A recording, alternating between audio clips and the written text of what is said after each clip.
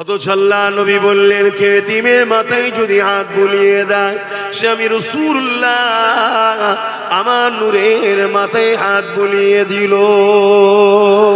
আল্লাহ নবী জানালেন, কে এতিমে পরনা যদি কাপড় দেয় সে যেন আমি রাসূলুল্লাহ আমাকে কাপড় দিল। আল্লাহ নবী আরো জানায়, কে এতিমকে যদি খানা খাওয়ায় আমি রাসূলুল্লাহকে সে যেন খানা খাওয়ালো। কেউ যদি এতিমের পিপাসা মিটায় কাল কিয়ামতের ময়দানে, কঠিন বিচারের দিনে, হাসরের ময়দানেতে, যেদিন কোনো পানি থাকবে না, মানুষ নফসি নফসি করতে থাকবে, পিপাসাতে কলিজা ফেটে যাবে, কৌসারের মালিক আল্লাহ আমাকে দিয়েছে, ওই দিনেতে যে জমিনের উপরে এতিমের পিপাসা মিটাবে আমি রাসূলুল্লাহ কিয়ামতের দিনে তাদের পিপাসা মিটাবো কৌসার পান করিয়ে।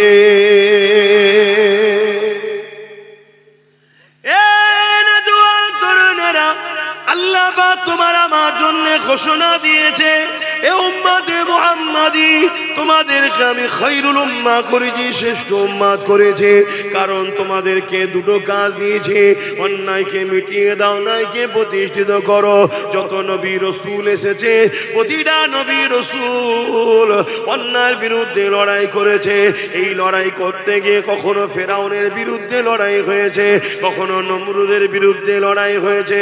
এইভাবে যুগে যুগে যুগে জালিম অত্যাচারী শাসকদের বিরুদ্ধে নবীরা লড়েছে। এই নবীদের লড়াইটাকে আমাদের সামনে আল্লাহ ইতিহাস যাবে রেখেছে।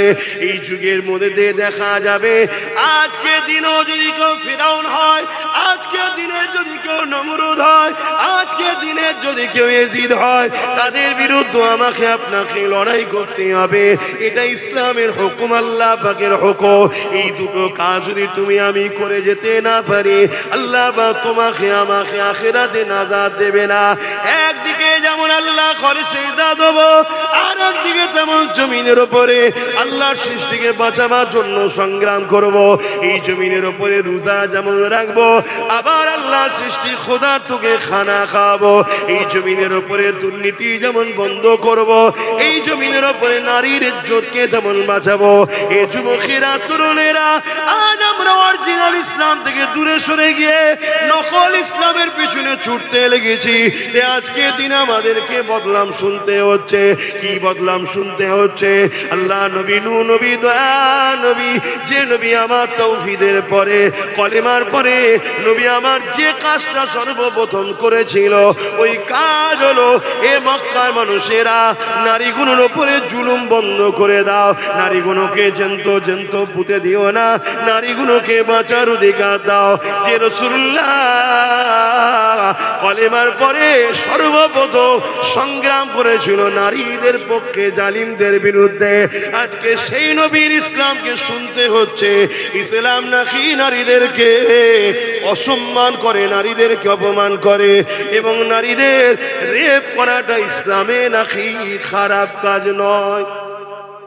আমি সারা রাত ধরে দেগঙ্গার বাজারে দাঁড়িয়ে ট্রাফিকের কাজ করছি, ঠান্ডায়। ভালো কাজ তো নাকি, কোনো ঝোট ঝামেলা নেই, জঞ্জট হতে দিচ্ছি না। কি বারাসাত চাপাডালি মোড়ে, কি হালাবারতলার মোড়ে সারা রাত ধরে ট্রাফিকের কাজ বছরকে বছর করলাম, কিন্তু আমার চাকরি নেই। মাইনে আসবে তো, তাহলে কাজ করে কি লাভ হলো? আমার বক্তব্যটা একটু বুঝুন। একদিকে আবু বকর সিদ্দিক, তিনারও দাড়ি, টুপি, নামাজ, রোজা, হজ, যাকাত, দান, খায়রাত, নবীর সাথে জিহাদে যাওয়া সব রয়েছে। অপরদিকে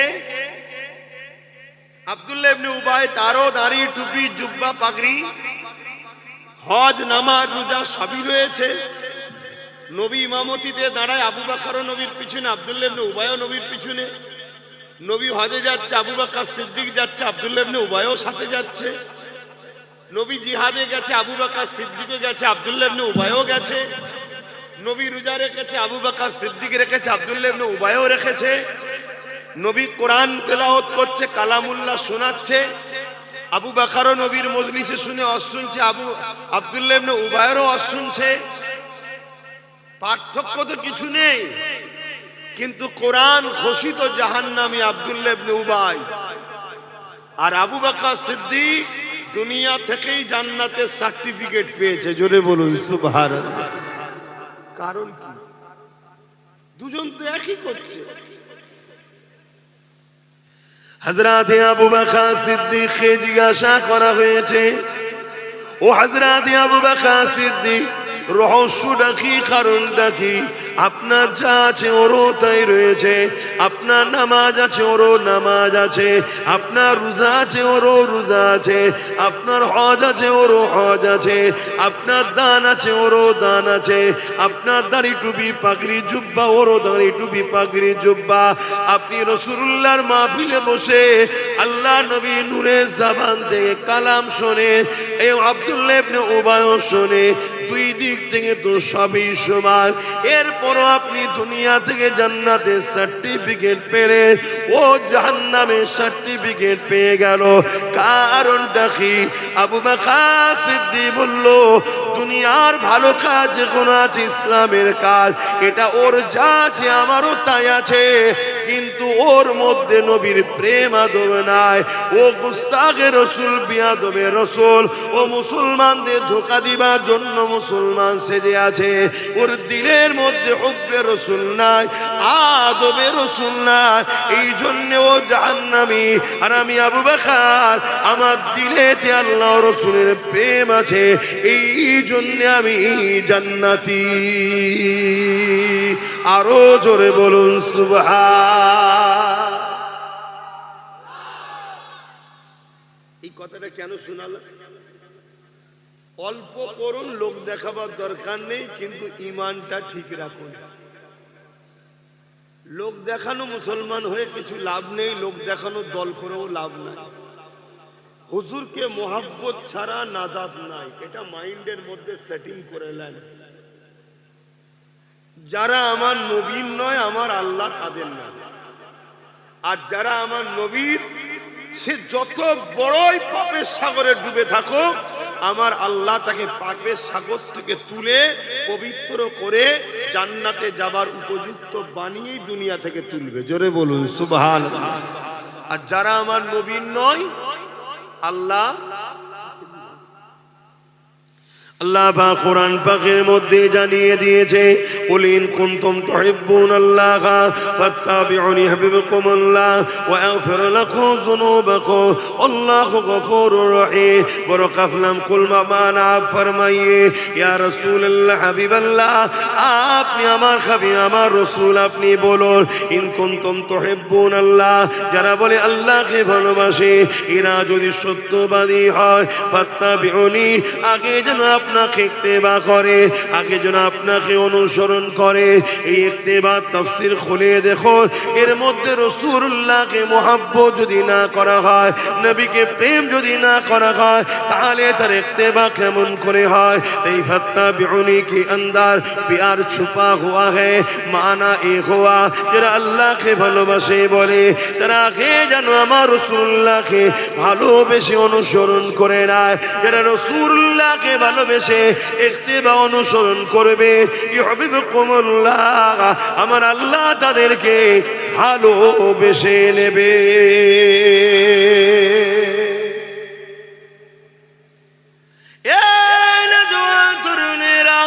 আল্লাহ যাকে ভালোবাসবে, ওয়াগফির লাকুম যুনুবাকুম আল্লাহু গফুরুর রহিম।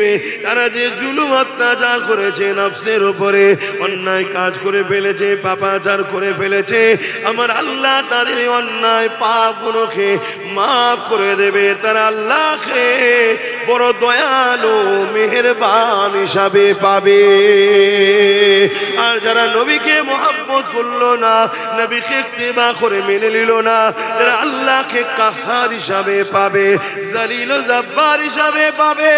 এ যুবকেরা, তরুণেরা, তাই বলে দিতে চাইছে, আমার রাসূলুল্লাহকে মুহাব্বত করে, আমার নবী পাককে প্যার করে, আর নবী পাকের প্রকৃত প্রেমিক কারা? আল্লাহ নবী জানিয়ে দিলেন, মান আহাব্বা সুন্নতি, যারা আমার সুন্নাতকে ভালোবাসলো, ফাকাদ হাব্বানি, তারা আমি রাসূলুল্লাহ আমাকে ভালোবাসলো। আরে নবীর প্রকৃত প্রেমিক তো তারা যারা মান আহাব্বা সুন্নতি, যারা নবীর সুন্নাতকে ভালোবাসে, তারা হলো রাসূলুল্লাহকে ভালোবাসে। ভালোবাসলো, যারা রাসূলুল্লাহকে ভালোবাসলো, কানা মাই ফিল জান্নাহ, যারা রাসূলুল্লাহর সঙ্গে আল্লাহ পাকের জান্নাতি হয়ে যাবে।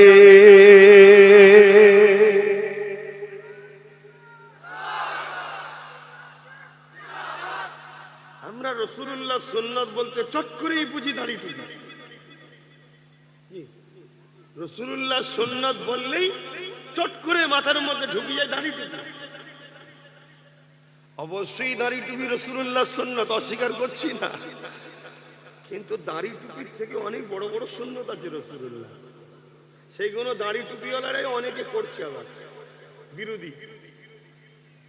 শুনছেন তো নাকি? হুজুর কিছু দাড়ি চাচা আবার রাসূলুল্লাহর বড় সুন্নতটাও করছে, আবার হাই কারিজমা খোদার কে বোঝে। আবার অনেক দাড়ি টুপিওয়ালা রাসূলুল্লাহ সব সুন্নতটাই করছে, তারা তো এই ক্যাটাগরির মানুষ। জোরে বলুন সুবহানাল্লাহ। যেমন রাসূল পাক সাল্লাল্লাহু আলাইহি সাল্লামের বড় সুন্নতের মধ্যে বড় বড় সুন্নত হলো নারীর উপরে জুলুমকে বন্ধ করা। নারীর উপরে এই চেয়ারটা ছোট সাইজ দেখছেন তো, হুজুর খেয়ে দিয়ে মোটা হয়ে যাচ্ছে এবারে।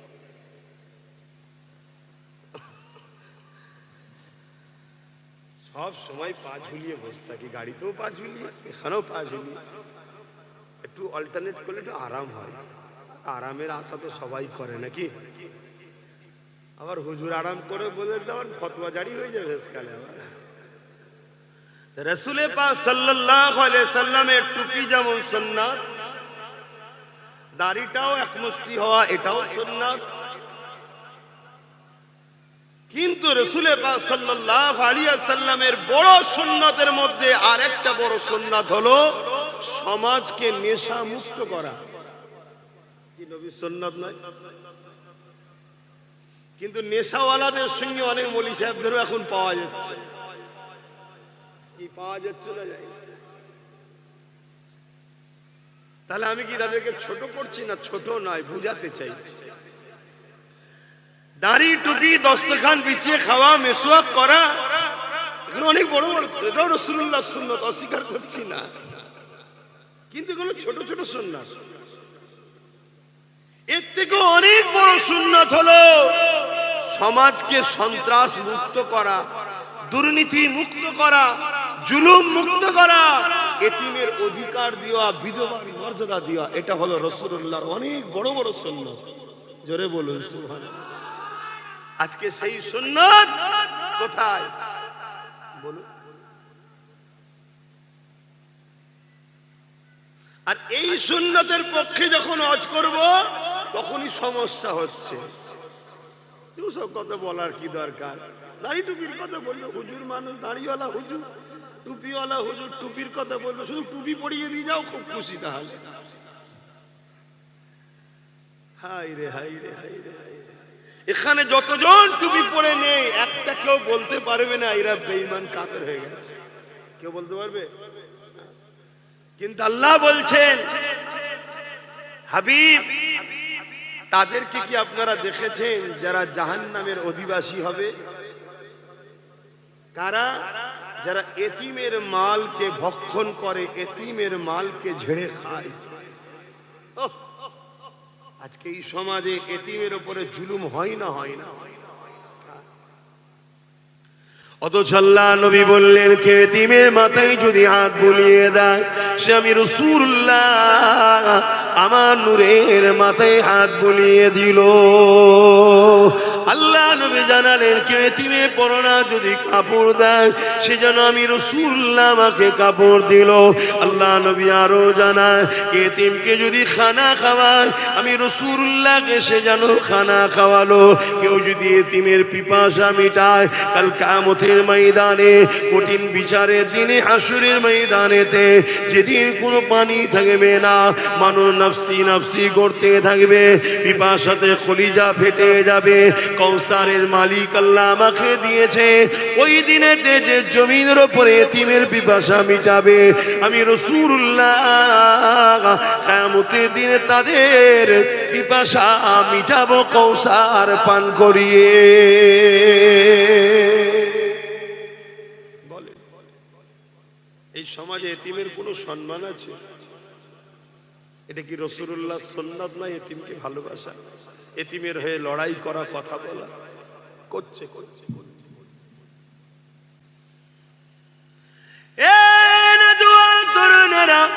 আল্লাহ পাক তোমার আমার জন্য ঘোষণা দিয়েছে, এ উম্মতে মুহাম্মাদি তোমাদেরকে আমি খায়রুল উম্মাহ করেছি, শ্রেষ্ঠ উম্মাত করেছে।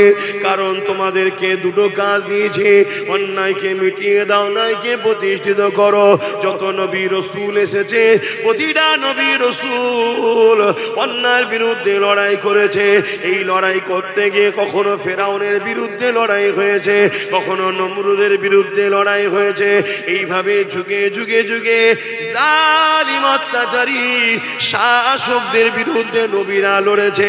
এই নবীদের লড়াইটাকে আমাদের সামনে আল্লাহ ইতিহাস যাবে রেখেছে। এই যুগের মধ্যে দেখা যাবে, আজকে দিনও যদি কেউ ফিরাউন হয়, আজকে দিনে যদি কেউ নমরুদ হয়, আজকে দিনে যদি কেউ ইয়াজিদ হয়, তাদের বিরুদ্ধে আমাকে আপনাকে লড়াই করতে হবে। এটা ইসলামের হুকুম, আল্লাহ পাকের হুকুম। এই দুটো কাজ যদি তুমি আমি করে যেতে না পারি, আল্লাহ পাক তোমাকে আমাকে আখিরাতে নাজাত দেবে না। একদিকে যেমন আল্লাহ ঘরে সেজদা দেব, আর একদিকে তেমন জমিনের উপরে আল্লাহর সৃষ্টিকে বাঁচাবার জন্য সংগ্রাম করব। এই জমিনের উপরে রোজা যেমন রাখবো, আবার আল্লাহ সৃষ্টি খোদার তোকে খানা খাওয়াবো। এই জমিনের উপরে দুর্নীতি যেমন বন্ধ করব, এই জমিনের উপরে নারীর ইজ্জতকে তেমন বাঁচাবো। এই যুবকেরা, তরুণেরা, আজ আমরা অরিজিনাল ইসলাম থেকে দূরে সরে গিয়ে নকল ইসলামের পিছনে ছুটতে লেগেছি। আজকে দিন আমাদেরকে বদলাম শুনতে হচ্ছে। কি বদলাম শুনতে হচ্ছে? আল্লাহ নবী, নূহ নবী, দয়া নবী, যে নবী আমার তাওহীদের পরে, কলেমার পরে নবী আমার যে কাজটা সর্বপ্রথম করেছিল, ওই কাজ হলো, এ মক্কার মানুষেরা, নারীগুলোর উপরে জুলুম বন্ধ করে দাও, নারীগুলোকে জেন্ত পুঁতে দিও না, নারীগুলোকে বাঁচার অধিকার দাও। যে রাসূলুল্লাহ কলেমার পরে সর্বপ্রথম সংগ্রাম করেছিল নারীদের পক্ষে, জালিমদের বিরুদ্ধে, আজকে সেই নবীর ইসলামকে শুনতে হচ্ছে। ইসলাম নাকি নারীদেরকে অসম্মান করে, নারীদেরকে অপমান করে, এবং নারীদের রেপ করাটা ইসলামে নাকি খারাপ কাজ নয়। সবাই বললেন না নাউজুবিল্লাহ? মাইকের আওয়াজে বুঝতে পারছেন তো নাকি? এত ঠান্ডা পড়ছে ভাই, আমায় ঠান্ডা লেগে গেছে, বুঝতে পারছেন তো? কিছু করার নেই, গায়ে দিয়ে ওয়াজ করা যাচ্ছে না, আর খুলে ফেললেই হাওয়া লাগছে। এই যে দেখছেন না, হাওয়া লাগছে, কিন্তু বেঁধে বুঝিয়ে ওয়াজ হয়। বলুন, ইসলামে কি রেপ করা ভালো কাজ? একটু কথা বলছেন না? কিন্তু এই বাংলায় তো প্রচার হচ্ছে ইসলামে রেপ করা ভালো কাজ, হচ্ছে না? তাহলে আপনারা যেখানে যাবে মুসলমান, আপনাদেরকে তো সেখানে সেখানে লোক মারবে। কেন মারবে? কেন? আপনার ধর্মের কাজ হলো রেপ করা ভালো, তাই আপনাকে তো মারবে সবাই। শুনছেন তো নাকি? আর আপনারাও তো খামোশ। বাদিক থেকে ঘুরে সামনের দিকে আসেন না, যদি পারেন বাড়িতে ঘুরে সামনের দিকে আসেন। আর এসে কি করবেন, সময় কম। বলুন আমার কথা শুনুন ভাই, আমি ওই পেটের জ্বালায় ওয়াজ করতে বেরোই না ভাই, তাতে ওয়াজ না করি আলাদা কথা। আজকে আমার ধর্মের উপরে মিথ্যাচার দাগ লাগাবার ষড়যন্ত্র তো যুগে যুগে আসছে। এইটা আমার বাংলাতেও শুরু হয়েছে, না হয়নি? এই তো আপনাদের উত্তর 24 পরগনার ভাটপাড়াতে বিজেপির এক নেতা, নাম তার অর্জুন সিং, বলেছে না যে ইসলামে রেপ করা কোনো খারাপ বিষয় না? বলেছে না? বলেন, এটা সত্য কথা বলেছো? তাহলে শাস্তি হলো না? আপনার ছোটখাটো নেতাদের বিরুদ্ধে কেউ যদি বলে পুলিশদের থানায় তুললে চলে যাচ্ছে, ইসলামের মতো একটা পবিত্র ধর্ম, ভারতবর্ষের যে ধর্মের অনুসারী কম বেশি 60 কোটি আছে, ভারতবর্ষের যে ধর্মের অনুসারী দ্বিতীয় বৃহত্তম ধর্ম, পশ্চিম বাংলায় যে ধর্মের সংখ্যা কম বেশি 4-4.5 কোটি, সেই পশ্চিম বাংলায় আমার রাসূল পাক সাল্লাল্লাহু আলাইহি ওয়াসাল্লামের কষ্টের ইসলাম, রক্ত ঝরানো ইসলাম, লক্ষ লক্ষ মায়ের সন্তান হারানো ইসলাম, লক্ষ লক্ষ মা বিধবা হওয়া ইসলাম, আজকে সেই ইসলামকে তোমার আমার 4.5 কোটি মুসলমানের বাংলায় এক মানবরূপী পশু কি করে বলতে পারলো? আর উপরন্ত তার আইনি ব্যবস্থা হলো না কেন? উম্মতে মুহাম্মাদি তোমার কাছে কৈফিয়ত কিয়ামতের দিন আল্লাহ নেবে না নেবে না? তোমার মায়ের পেটের ভাই যদি তোমার 1 বিঘা জায়গা মেরে দেয়, তুমি কি করবে? কেস করবে, ঝগড়া করবে, দরকার হয় বাঁশ নিয়ে ভাইয়ের মাথায় মেরে দেবে। কি হয় না? হয় না? সব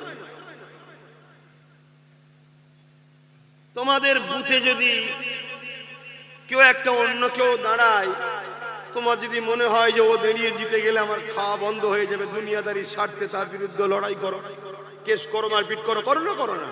তো সব জায়গাতেই তো আমরা আছি। তাহলে সেই জায়গায় আমার রাসূলুল্লাহ দ্বীনের ব্যাপারে এত বড় কথা বলা হলো, কি করলে তোমরা বলো? কি হবে অশুনে? হাকিকতটা বোঝো। আল্লাহ পাক কিয়ামতের দিনে কিন্তু তোমাকে আমাকে কৈফিয়ত নেবে।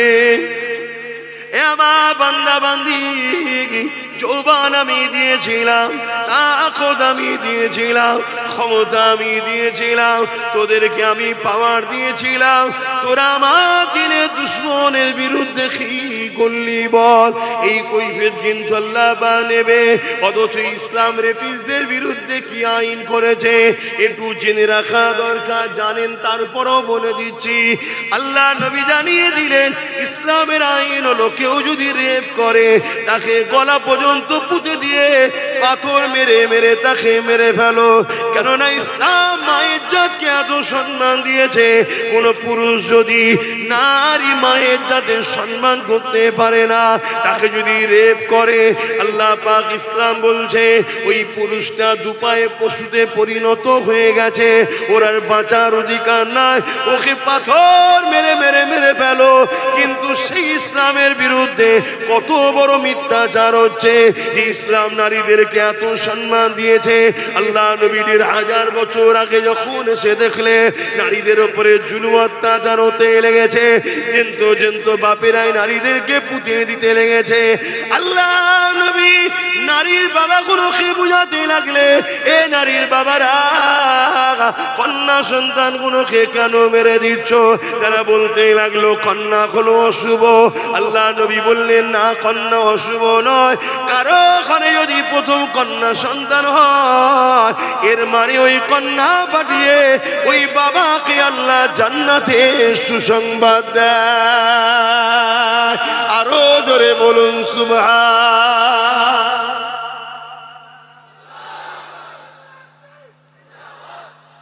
নারী কি অশুভ? নারী তো জান্নাতের মেসেজ। একটা একটা নারী, ইসলাম বলছে একটা একটা জান্নাত। জোরে বলুন সুবহানাল্লাহ। আমি একটা পুরুষ, গর্ব করে বলছি, প্রত্যেকটা পুরুষের জান্নাত নারীর পায়ের তলায়। সেই নারীটা হলো ওই পুরুষের মা। আমার মা সে নারী তো নাকি? আপনাদের মা নারী তো নাকি? তো প্রত্যেকটা পুরুষ তার মা, তার জান্নাত। আল জান্নাতু তাহতা আকদামুল উম্মাহাত। সেই মায়ের পায়ের তলায় প্রত্যেকটা পুরুষের জান্নাত। যে নারীর জাত, ইসলাম নারীকে এত সম্মান দিয়েছে, আজকে সেই ইসলামের নামে কত বড় মিথ্যাচার করার পরও এরা সমাজে এখনো আইনের কারাগারে ঢোকে না। কারণ দোষী কারা? বলুন, বলবেন তো? কেন আমরা নিজের বাচ্চার পাতে একটু বেশি করে গোশ মাছ থাকলে আমাদের বুকে ব্যথা হয়, কেড়ে নিয়ে অন্যকে খাওয়ানোর স্বপ্ন আমাদের বেশি। কথা মাথায় ঢুকছে না ঢুকে না? আমরা পরের বাপকে বাপ বলতে খুব ভালো লাগে, আর নিজের আব্বাকে বুড়ো বলতে ভালো লাগে। দেখেন না, শ্বশুরকে আব্বাজান বলে আর বাপকে বুড়ো বলে, আছে না নাই? এই জন্যই তো আজকে আমরা ধ্বংস হচ্ছি। আল্লাহ আমাদেরকে সাহায্য করছে না, যেখানেই যাচ্ছে আমরা মার খাচ্ছি এই কারণে। কেন?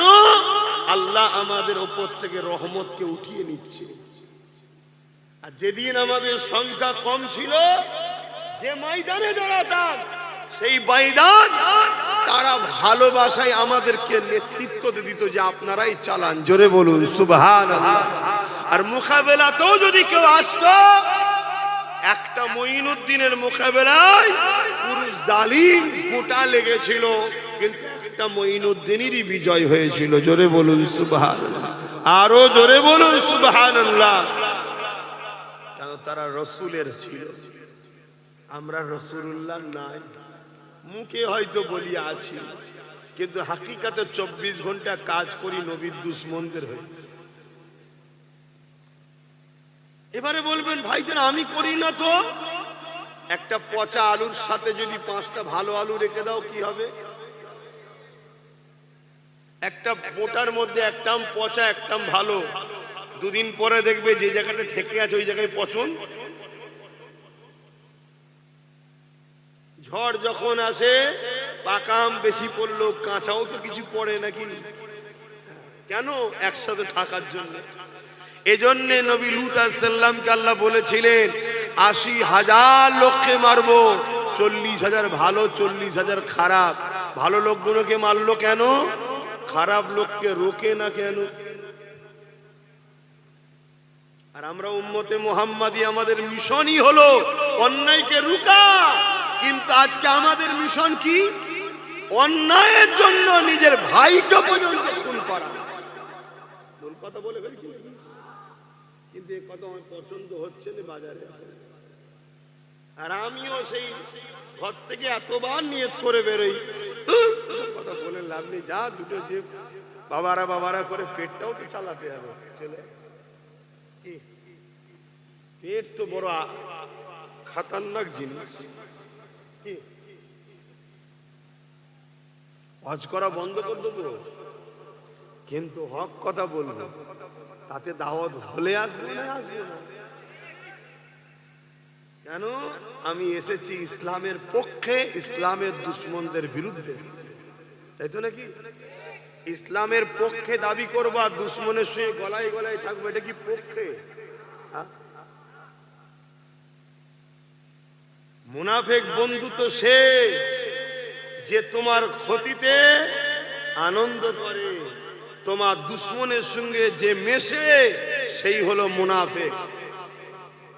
মুনাফিক কে? যে তোমার দুশ্মনের সঙ্গে মেশে সে হলো মুনাফিক। মুনাফিক চেনো?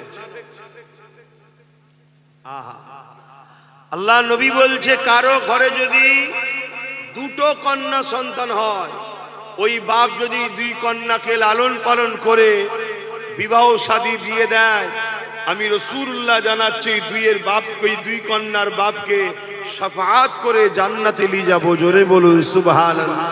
আল্লাহ রাসূল আরো বলছে কারো ঘরে 3টে কন্যা হলে ওই 3 কন্যার বাবা যদি 3টে কন্যাকে স্নেহ মমতা মায়া ভালোবাসা দিয়ে লালন পালন করে বড় করে বিবাহ দিয়ে দেয়, ওই 3 কন্যার বাবা 2 আঙ্গুল তুলে রাসূল দেখাচ্ছে যেমন পাশাপাশি, আমি আর সেই 3 কন্যার আব্বা জান্নাতে পাশাপাশি থাকবো। জোরে বলুন সুবহানাল্লাহ, আরো জোরে বলে। সেই কন্যা হলো আমাদের মায়ের জাত, তাই তো নাকি? মায়ের জাতের সম্মান দিতে হবে না? হবে না? আজকে কোন একটা দিন বলুন যে দিনটাই আমার ভারতবর্ষে কোন একটা কন্যা রেপ পায় না, এমন কোন দিন আছে? 365 দিনের মধ্যে 365 দিনই আমার ভারতে কন্যারা রেপ হচ্ছে, নারীরা রেপ হচ্ছে। এ থেকে বোঝা যাচ্ছে ভারতের সরকার যে আছে সে একজন অপারক, সে পারছে না। কিন্তু দুঃখের সাথে বলতে হয় তারাই আবার আমার ইসলামের বিরুদ্ধে মিথ্যাচার করছে। কারণ এটাই, আমরা আমাদের কি জন্য আল্লাহ পাঠিয়েছে ওটা ভুলে গেছি। আল্লাহ আমাদেরকে এই জমিনের উপরে প্রতিনিধিত্ব করার জন্য খলিফা করে পাঠিয়েছে। জোরে বলুন সুবহানাল্লাহ। আমরা আল্লাহর পক্ষ থেকে এই জমিনে প্রতিনিধিত্ব করতে এসেছি। আমাদের কাজ আশ্রয়হীনকে আশ্রয় দেওয়া, ক্ষুধার্তকে খানা খাওয়ানো, ইনসাফ প্রতিষ্ঠিত করা, ন্যায় প্রতিষ্ঠিত করা, এটা হলো আমাদের কাজ। আবার দিনের শেষে মসজিদের টাইম হলে এসে আল্লাহর কাছে মাথা নত করা, এটা হলো কাজ। এই কাজ যতদিন আমরা করেছি এই পৃথিবীতে ততদিন আমেরিকা বলুন, ব্রিটেন বলুন, মহারানী বলুন, ভিক্টোরিয়া বলুন, সবাই আমাদের দোরের গোড়ায় এসে দাঁড়িয়ে থাকতো। আর যেদিন থেকে আমরা চাটু গাড়ির রাস্তা ধরেছি 5 আটা, সেদিন থেকে আমাদের অবস্থা এত খারাপ, মাফ করবেন ভাষা একটু গরম হয়ে যায়। রাস্তায় কুকুর মারা গেলে কেস হয়, মুসলমান মারা গেলে যে মারে তাকে পুরস্কার দিয়ে সম্মানের ফুলের মালা দেওয়া হয়। এটা আমাদের পাওনা, আমরা পাচ্ছি। এই পাওনা থেকে যদি ফিরে আসতে চান তাহলে যে জন্য আল্লাহ পাঠিয়েছে ওই কাজ করুন, ওই কাজ করুন। আসুন, এই সমাজের লাখো কোটি নারী তোমাকে আমাকে ডাকছে, ভাই বাঁচাও।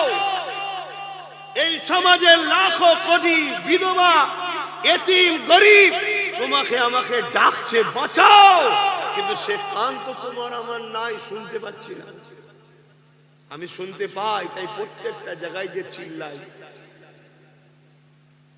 কথা মাথায় ঢুকছে না ঢোকে নেই? আসো, বোঝো, মায়ের জাতকে ভালোবাসো। নিজের মাকে ভালোবাসেন তো নাকি? কারা কারা নিজের মা বেঁচে আছে একটু হাত তুলে দেখান তো। মা, মাশাআল্লাহ মাশাআল্লাহ। এই গ্রামে আশপাশি বাড়ি তো আপনাদের? মা শুনছো তো জলসা? কি গো, শুনছো তো নাকি? আচ্ছা, এই গ্রামের কারা কারা আছেন একটু হাত তুলো। এই গ্রামে মা বেঁচে আছে আপনাদের? হ্যাঁ, কি গো, বেঁচে আছে? আল্লাহ কবুল করেন, আল্লাহুম্মা আমিন। আপনার তাহলে বলুন, এই গ্রামে আপনাদের মা তো শুনছে জলসা নাকি? আর কমিটির লোকেরাও রয়েছে। ওই মায়ের মনটা খুশি হবে যখন আপনি মাকে ভালোবাসবেন। আর দোয়া চাইতে হয় না, দোয়া কাজ করতে হয়। দোয়া কাজ করতে হয়, কাজ করলে অটোমেটিক দোয়া হয়, ঠিক তো নাকি? এখানে 25টা ভাই হাত তুলে বলুন যে আমার মায়ের নেক হায়াতের জন্য এই মাদ্রাসাতে 1000 করে টাকা দিতে পারবো। 25টা মায়ের বেটা আছে কি দেখি তো? 25টা, সে ঘরের এই গ্রামের হোক আর বাইরের হোক, 25টা মায়ের জন্য দোয়া চাইবে হায়াতের। দেখি হাত তুলে এক হাত থেকে বলবো। 1টা, 2টো, 3টে, 4টে, 5টা, 6টা, 7টা, 8টা, 9টা, 10টা, 11টা, 12টা, 13টা, 14, 15, 16, 17, 18, 19, 20, 21, 22, 23, 24, 25, 26, 27, 28, 29, 30, 31, 32, 33, 34, 35, 36, 37, 38, 39, 40, 41, 42, 43, 44, 45, 46, 47, 48, 49, 50, 51, 52, মারহাবা। হাত নাবা। 53 যান, আপনারা ভেতরে যে কাজ করেন আমি হজ করি না। আমাকে বললো একটু মাদ্রাসার ছাত্রটা দেবে বলে। আপনার মায়ের জন্য দিচ্ছেন তো? মাদ্রাসায় দিচ্ছেন মায়ের দোয়া পাওয়ার জন্য তো? এই বুঝতে পারছেন না? এটা মায়ের পক্ষ থেকে দিচ্ছেন তো দোয়া, যে আল্লাহ আমার মায়ের জন্য খায়াত দারাজ করুন। নবীর ঘরে দিলে দোয়া কবুল হবে না? তো ছেলেরা যাচ্ছে 25টা, এই কি বলে 53 জনের হাত উঠেছে, নাম লিখে দেন। বুঝছেন না? বোঝেন না? একটু হজ করি নাকি? দরুদ শরীফ আল্লাহুম্মা সাল্লি আলা।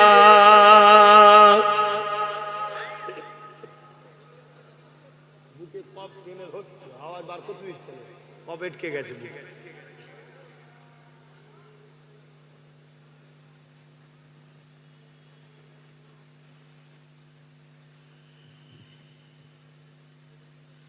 যাদের হৃদয়ে আছে আল্লাহর ভয়,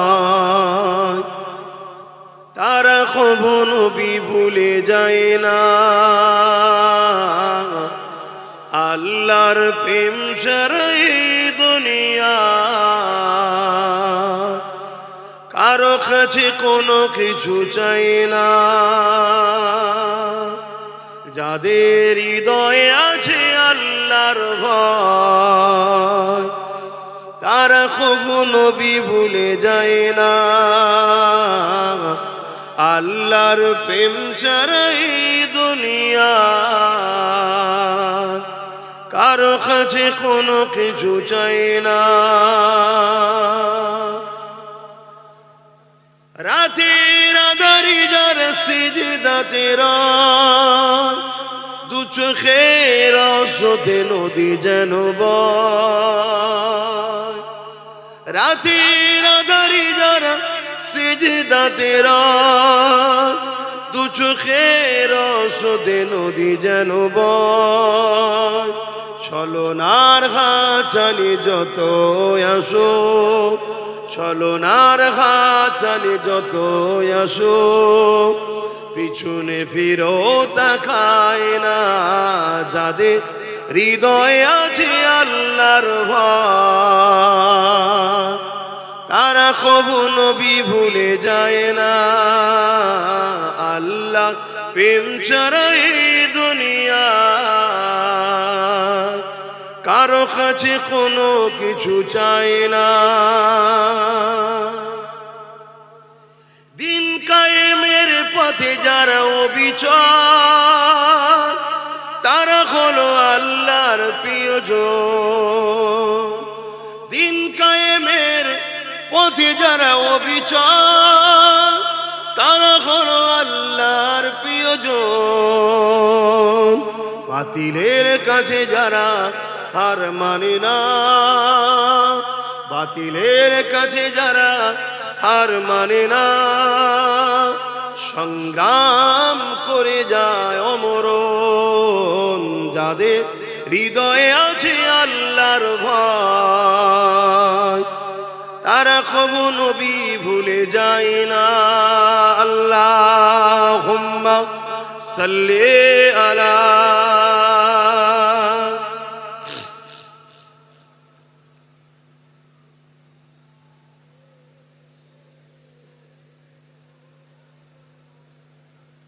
আমার বাপজানেরা, ভাইরা, সময় তো আর ইন্তজার কারো জন্য করে না।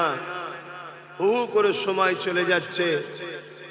এই জায়গায় দাঁড়িয়ে থেকে সংক্ষেপ সময়ে আপনাদের কাছে বিষয় একটাই বুঝাতে চাইছি, আল্লাহ যে জন্যে পাঠিয়েছে সে কাজ করুন। বলুন, আল্লাহর দ্বীনের পক্ষে আমরা আছি তো নাকি? আওয়াজ দিয়ে বলুন, আছি তো নাকি? আল্লাহ দ্বীন বলছে ন্যায়ের পক্ষে, সত্যের পক্ষে, ইনসাফের পক্ষে এবং মানবতার পক্ষে, গরিবের পক্ষে, দুঃখীর পক্ষে, অসহায়ের পক্ষে দাঁড়াও এবং জুলুমের বিরুদ্ধে লড়াই করো। কারা জালিমের বিরুদ্ধে লড়াই করতে রাজি আছেন? হাত তুলে সাক্ষী দেন। জুলুমের বিরুদ্ধে লড়তে রাজি? হাত তুলে আওয়াজ দিয়ে জবানে বলুন, লড়তে রাজি। আল্লাহ কবুল করেন আমাদেরকে, বলুন আল্লাহুম্মা আমিন। তো ভাইয়েরা আমার, এই দুনিয়া আমাদের জন্য চিরস্থায়ী নয়। আজ আছি, কাল নাই। যখন আল্লাহর ডাক আসবে সঙ্গে সঙ্গে আমাদেরকে চলে যেতে হবে। কে কখন যাবে কোনো ঠিক নাই। কথা বুঝে আসছে? তো সেই জায়গায় আপনাদের কাছে কি আজ করবো বলুন না? এদিকে নামাজের দিকে হু করে সময় চলে যাচ্ছে, আর মাগরিবের রক্ত। যা এতটুকু বলে যাচ্ছি, আজ দুনিয়া জুড়ে আমার রসুলের ইসলামকে মিটাবার চেষ্টা চলছে। বলুন, জান দিয়ে রসুলের ইসলামকে সাহাবারা রক্ষা করেছে না করেনি? বলুন বলুন, করেছে না করেনি? আল্লাহ আমাদেরকে যদি কখনো পরীক্ষা নেয়, আমাদের জানের বিনিময়ে ইসলামকে রক্ষা করার জন্য, আমরা কি ইসলামের জন্য জান দিতে পারবো? হাত তুলে বলুন, পারবেন? নারে তাকবীর! আরে জবান খুলে নারে দিবে দ্বীন ইসলাম, দ্বীন ইসলাম, কুরআন ও সুন্নাহ, কুরআন ও সুন্নাহ, নারে জিহাদ। এটা কতটা সত্য না মিথ্যা একটু পরীক্ষার দরকার আছে না নাই?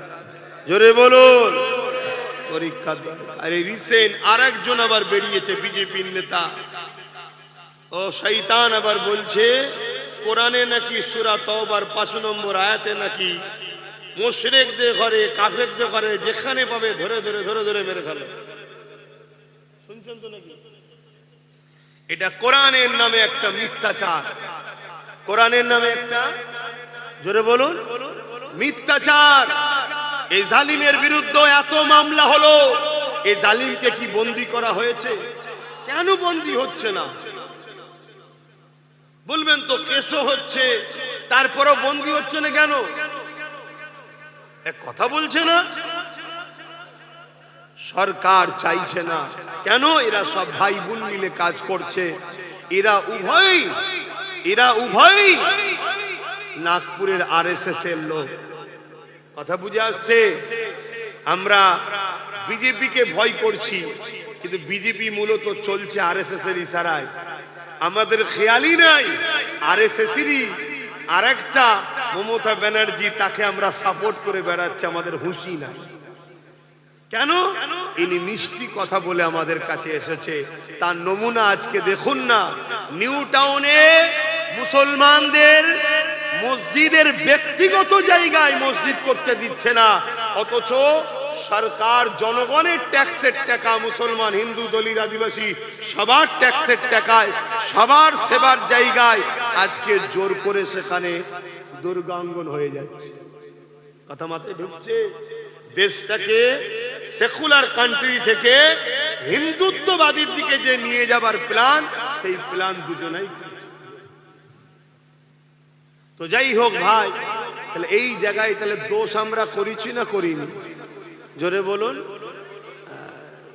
তাহলে আজ ইসলামকে মিটাবার চক্রান্ত কেন্দ্র সরকার করছে না করে না? বলুন বলুন। সেই চক্রান্তের একটা চক্রান্ত কি? ওয়াকাফ কালা কানুন তৈরি করে ওয়াকাফকে মিটাতে চাইছে। ওয়াকাফ বলতে কি?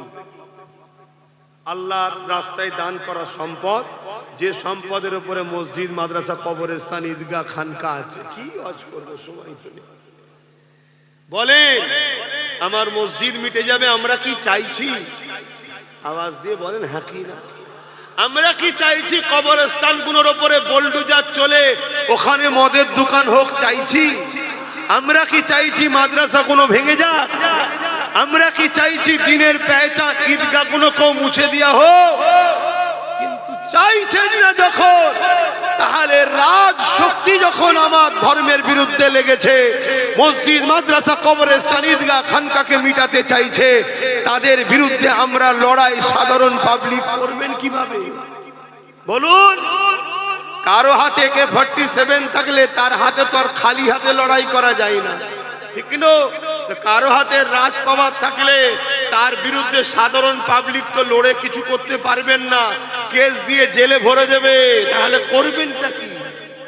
এজন্য আমি অনেক আগে থেকে বলে আসছিলাম, চেয়ারের পায়া তৈরি করো। আমি এমনি বলিনি, কিন্তু লোক আমাকে গালি দিয়েছে, খারাপ মন্তব্য করেছে। আজকে আমি সংক্ষেপে জানতে চাইছি, মুসলিম শরীফের হাদিস, আল্লাহ রসুল বলছেন কেউ যদি অন্যায় দেখে হাত দিয়ে রুখে দাও, যদি হাত দিয়ে রুখতে না পারো মুখ দিয়ে প্রতিবাদ করো, মুখ যদি প্রতিবাদ করতে না পারো অন্তর থেকে ঘৃণা করে দূরে সরে যাও। তা না করে কেউ যদি অন্যায়কে সাথ দেয়, তার মধ্যে ঈমান থাকবে না। অর্থাৎ অন্যায় দেখলে তিনটে নমুনা যদি থাকে, তার মধ্যে ঈমান আছে। নাম্বার 1, হাত দিয়ে রুখতে হবে। যদি হাত দিয়ে রুখতে না পারো মুখ দিয়ে প্রতিবাদ করতে হবে। যদি মুখ দিয়ে প্রতিবাদ করতে না পারো অন্তর থেকে ঘৃণা করে দূরে সরে যাও। তাও যদি করতে না পারো, তা না করে যদি তাকে সাথ দাও, ঈমান থাকবে। আমার কথা বুঝছেন তো নাকি? আজকে কেন্দ্র সরকার ওয়াকফ কালা কানুন করেছে, নাই করেছে না অন্যায় করছে? মসজিদ মাদ্রাসাকে মিটাতে চাইছে, নাই করছে না অন্যায় করছে?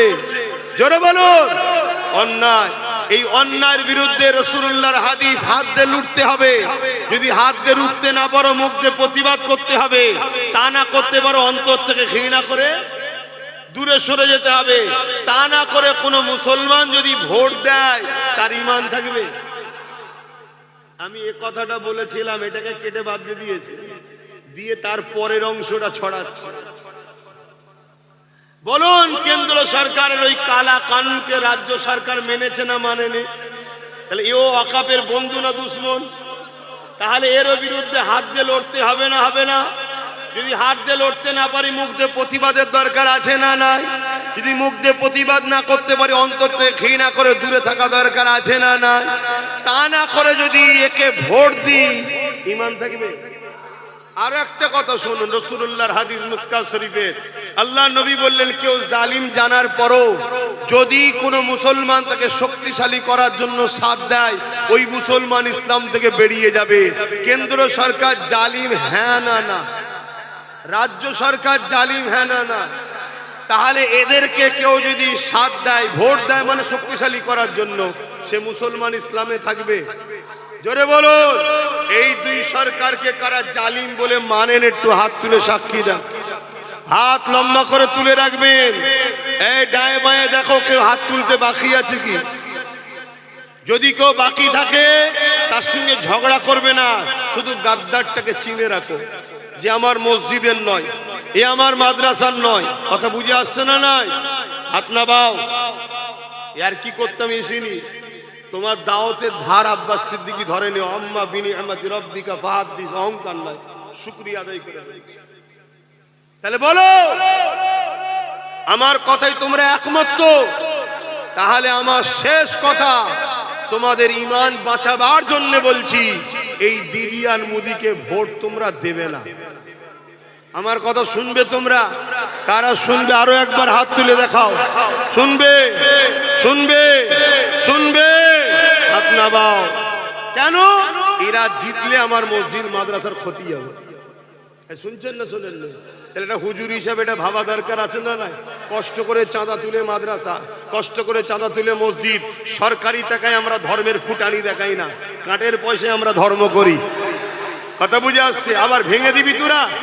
তাহলে এদের দুজনকে ভোট দিয়া হারাম, চলবে না। দিলে ঈমান চলে যাবে। হাদিস দ্বারা প্রমাণ দিয়েছি।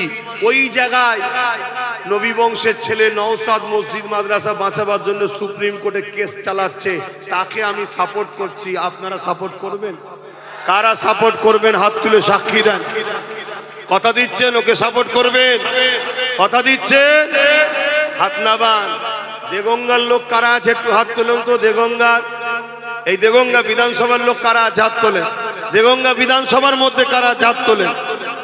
বাহ, আলহামদুলিল্লাহ, আল্লাহ কবুল করে বোন, আল্লাহুম্মা আমিন। তো যাক, আমি সংক্ষেপ করব, দোয়া চাইবো। এই যে কথাগুলো বললেন, এটা সত্য না মিথ্যা গো? ঠিক বলছেন? যদি সত্য হয়, তাহলে আমার একটা শেষ আর একবার একটা কথা, আর একবার একটা কথা। 25টা লোক তার বাপের নেক হায়াতের জন্য 1000 করে টাকা দেবেন। কারা কারা হাত তোলেন? 25টা। এই মায়ের জন্য পাওয়া গেছে, বাপের জন্য 25টা। কে কে আছেন হাত তোলেন? কেন? বাপ রক্তকে পানি করে তোমার আমার জন্য সব করে দিয়ে যাচ্ছে। বাপ হলো জান্নাতের দরজা। আর বাপ একমাত্র ব্যক্তি যে নিঃস্বার্থে তার থেকেও ছেলের বড় কামনা করে। একটা, দুটো, তিনটে, চারটে, তুমি দেবে? 5টা, 6টা, 7টা, 8টা, 9টা, 10টা, 11টা, 12টা, 13টা, 14টা, 15টা, 16টা, 17টা, 18টা, 19, 20, 21, 22, 23, 24, 25, 26, 27, 28, 29, 30, 31, 32, 33, 34, 35, 36, 37, 38, 39, আর কই 40, 41, 42, 43, 44, 45, 46। এমন চোখের ঘুরে হাত আলো মেরেছে। 46, 47। ওখানে কটা হয়েছিল মায়ের জন্য? 53টা না? 47 হয়েছে। 47। এই জুতো পুরো পড়লো কেন? আচ্ছা চলে আসো, হ্যাঁ চলে আসো। যখন মাদ্রাসায় দিচ্ছি, আল্লাহ কবুল করেন, বাপের জন্য আল্লাহ জান্নাতি করেন। 48 দেখুন বাপ হারা ছেলে, তাই তো? আমি কার দায়িত্বে আছে জানি না। যদি চান আমার নলেজ সিটিতে যখন 4 ক্লাসে পড়বে, 4 থেকে আমার নলেজ সিটি আছে, আমার দায়িত্বে দেন, থাকা খাওয়া পড়াশোনা পড়ানো সব দায়িত্ব আমার। এবং আপনাদেরও বলছি, আপনাদেরও জানাশোনা, কোন ছেলে যদি থাকে দাও, এই যে এতিমের মাথায় কেউ যদি হাত বুলায়, আল্লাহ রসুল বলছেন সেজন্য আমি রসুল্লাহ আমার মাথায় হাত বুলালো, জোরে বলুন সুবহানাল্লাহ। তাহলে এতিমকে কেউ যদি ভালোবাসে, এতিমকে কেউ যদি ভালোবাসে, সে আমি রসুল আমাকে ভালোবাসলো, জোরে বলুন সুবহানাল্লাহ। তাই আমার নলেজ সিটিতে ঘোষণা দিচ্ছি, আপনারা 4 থেকে 8 ক্লাস চালু হয়েছে, এরপরে বছর আবার 9 চালু হবে, তারপরে বছর মাধ্যমিক, তারপরে এক এক বছর এক একটা ক্লাস বাড়বে। এবং 2027-এ ইংলিশ মিডিয়াম স্কুল ও গার্লস স্কুল চালু করব। ওখানে মাদ্রাসা শিক্ষা নয়, মাদ্রাসা আমি 50টা চালাই, ওখানে আমি ডাক্তার বানাবো, উকিল বানাবো, জজ বানাবো। এই ছেলেটার পিছনে যদি সাথ দিয়ে একে যদি ডাক্তার বানাতে পারি, তাহলে একদিন যদি আমি একে ফোন করি যে দুজনকে পাঠাচ্ছি, কোচি একটু দেখে দিস, তুই দেখবে না দেখবে না? এরকম যদি আমরা গরিবের ছেলে, এতিমের ছেলে হাজার হাজার মানুষ করতে পারি, তাহলে একদিন তারা আমাদের হয়ে লড়বে না লড়বে না? ভাবো, এই জন্য আমি নলেজ সিটি করছি। তো যাক, এই বাচ্চা কার আন্ডারে আছে আমি জানি না, এখন কে দেখে। আল্লাহ নেক হায়াত দারাজ করুক, নসিব বড় করুক, কিসমত বড় করুক আল্লাহ।